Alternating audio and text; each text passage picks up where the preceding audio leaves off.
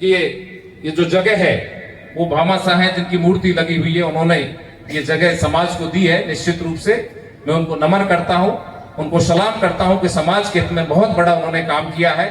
तो बाबा मंत्री हैं, मैं उनका भतीजा हूं, और जब मैं आपसे प्रॉमिस करके जाऊंगा तो मेयर दीपक जी बाबा से हाथ पकड़ के आपके लिए जो भी आपने डिमांड की है उसको मैं 100% पूरा करूंगा। ये समाज को मैं विश्वास दिलाना चाहूंगा।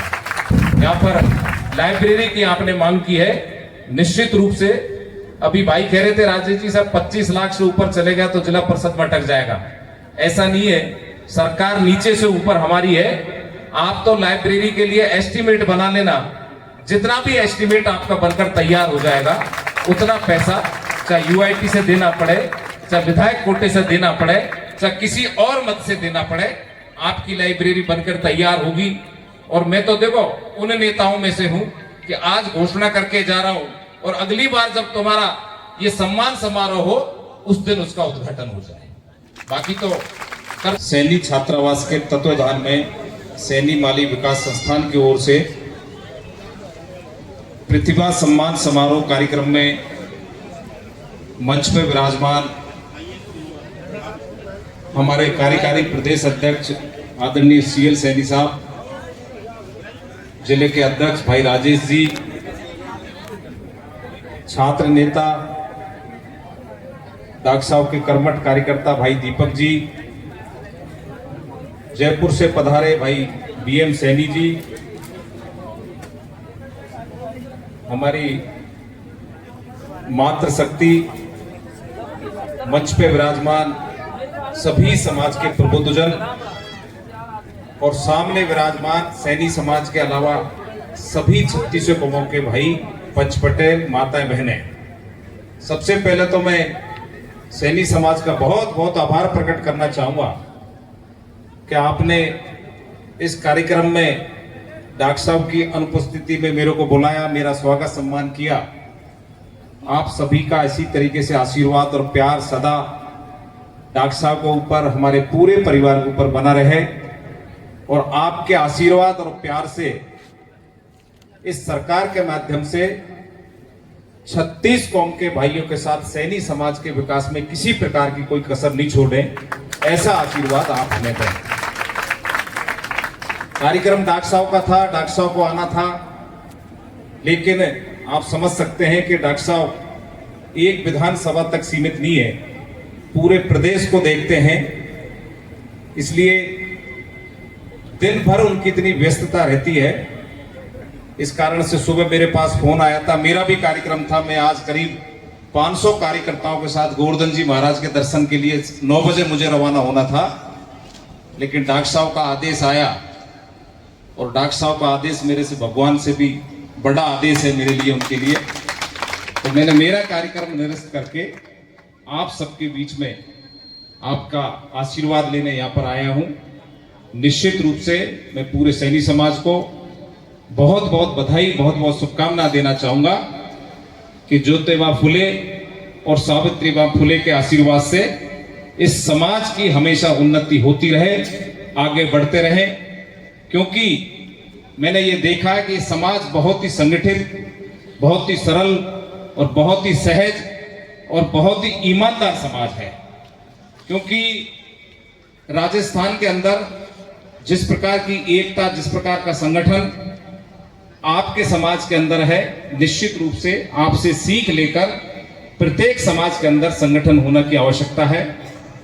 मैं क्योंकि यहाँ ज्यादा नहीं कह पाऊंगा, लेकिन इतना जरूर कहना चाहूंगा, महुआ विधानसभा क्षेत्र में जब से डॉक्टर साहब राजनीति में है 1980 से, सैनी समाज का हमेशा आशीर्वाद हमारे ऊपर, हमारे पूरे परिवार के ऊपर, चाहे 1980 में डॉक्टर साहब चुनाव लड़े हो, चाहे 84 में डॉक्टर साहब लड़े हो, चाहे 2008 में गोलमा जी लड़ी हो, चाहे 2018 में मैं लड़ा हूं, या फिर दोबारा 2023 में मेरे को पुनः अवसर मिला। कहने का मतलब यह है कि राजनीति के अंदर कई बार आदमी चुनाव हारने के बाद हताश हो जाते हैं, वो सोचते हैं पता नहीं क्या होगा अगली बार। लेकिन मैं इस मंच के माध्यम से कहना चाहूंगा, कोई भी क्षेत्र हो, चाहे राजनीतिक क्षेत्र हो, चाहे व्यापार का क्षेत्र हो, चाहे कोई भी अन्य क्षेत्र हो, उसमें कभी हताश होने की आवश्यकता नहीं है। 2018 में मैं चुनाव लड़ा, चुनाव हार गया, मैं भी चाहता तो घर बैठ सकता था, लेकिन मैं उस परिवार से जन्मा हुआ व्यक्ति हूं जिसने 1980 से लेकर आज 2026 तक दीनहीन गरीब की जो सेवा की है, उस सेवा के मकसद को उनके आशीर्वाद से मेरे को कैसे आगे बढ़ाना है, उस काम को मैंने किया है।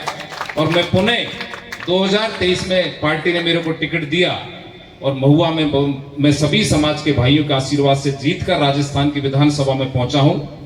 मेरी केवल यही जिम्मेदारी है कि 5 वर्ष का जो मुझे सेवा का मौका सभी समाज के भाइयों ने दिया है, पूरी ईमानदारी से सेवा करूं और क्षेत्र में जितना बन पाए मेरे से उतना मैं सरकार के माध्यम से हर क्षेत्र में, हर गांव, हर ढाणी में हर समाज का विकास करूं।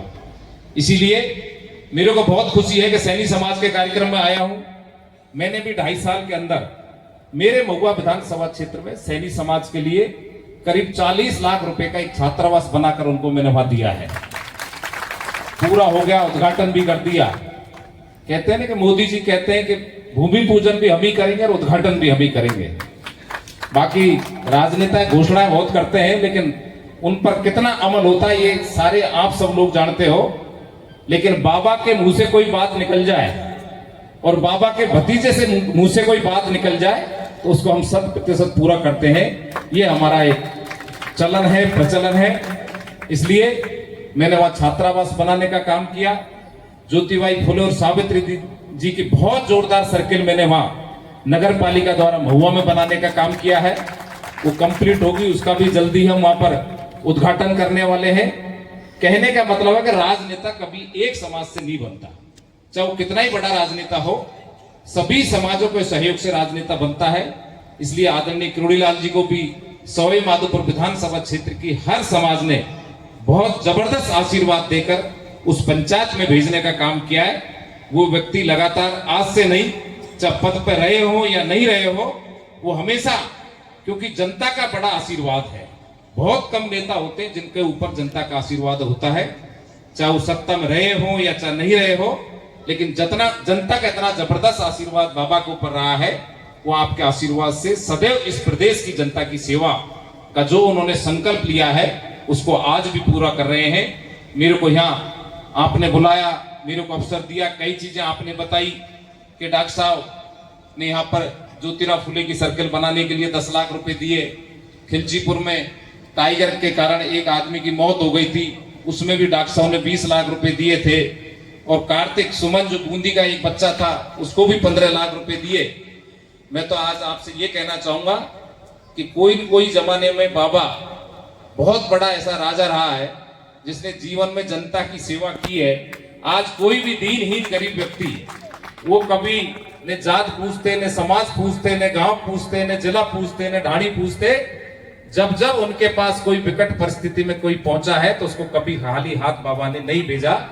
तो मैं तो बाबा जैसा तो नहीं बन सकता, लेकिन मेरे महुआ विधानसभा क्षेत्र की जनता की पूरी ईमानदारी से मैं सेवा कर लूं, यही मेरे लिए बहुत बड़ी एक सौगात होगी। इसलिए आप निश्चिंत रहें। आपने 2-3 चीजें मेरे को यहाँ पर बताई है कि ये जो जगह है वो भामा शाह है जिनकी मूर्ति लगी हुई है, उन्होंने ये जगह समाज को दी है। निश्चित रूप से मैं उनको नमन करता हूं, उनको सलाम करता हूं कि समाज के हित में बहुत बड़ा उन्होंने काम किया है।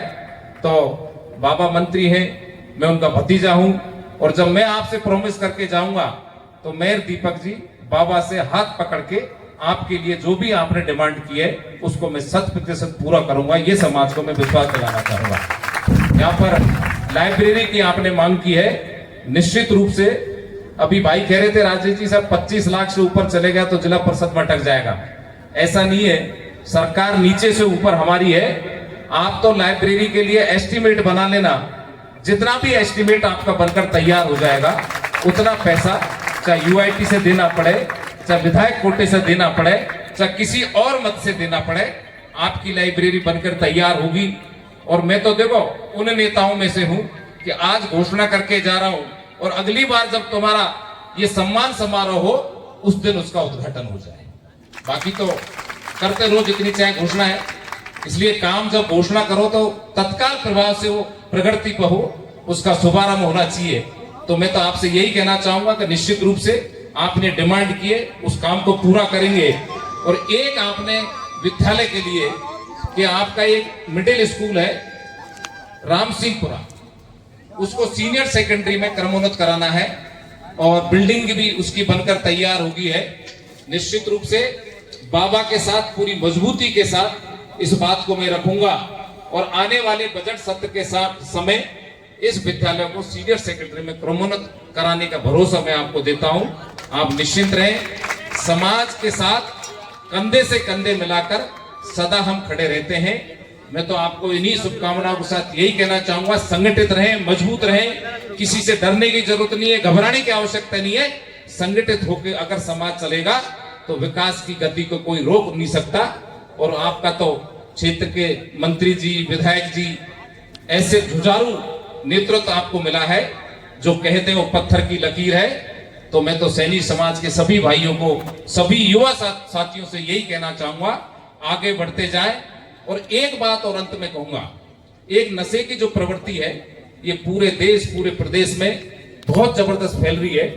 हालांकि ये मैं भी जानता हूं कि सैनिक समाज में ये लत बहुत कम है, लेकिन फिर भी उस लत को पूरी तरह अपन को खत्म करना है, क्योंकि कि नशा एक ऐसी चीज है अगर घर में अगर ये प्रवेश कर गया तो घर को बर्बाद कर देता है। आगे बढ़ने का जो संकल्प होता है उसको रोकने का काम करता है। इसलिए सभी युवा साथियों से कहना चाहूंगा, इस नशे से दूर रहें, लोगों को जागरूक करें, पंच पटेलों का सम्मान करें और पंच पटेलों के सम्मान से गांव, ढाणी और तहसील और जिले का विकास को आगे बढ़ाने का काम करते हुए मैं पुनः सैनिक समाज के भाइयों को बहुत बहुत धन्यवाद देना चाहूंगा और आपको निमंत्रण देना चाहूंगा कि आप मेरे महुआ विधानसभा क्षेत्र में भी आए, वहां भी मेरे विकास कार्यों को देखें। क्योंकि पूर्वी राजस्थान का शायद पहला विधायक मैं ऐसा हूं जो 30 दिन में 20 दिन मेरे क्षेत्र में रहता हूं, जन सुनवाई करता हूं। और राजस्थान की विधानसभा में जब जब मेरे को अवसर मिला है, चाहे युवाओं के लिए बोला हो, चाहे महिलाओं के लिए, चाहे किसानों के लिए, जितना मेरे पे बन पाता है, हम राजस्थान की विधानसभा में पहुंचकर सरकार के समक्ष सभी मांगे रखकर जितना संभव हो सकता है उनका भला करने का प्रयास करते हैं।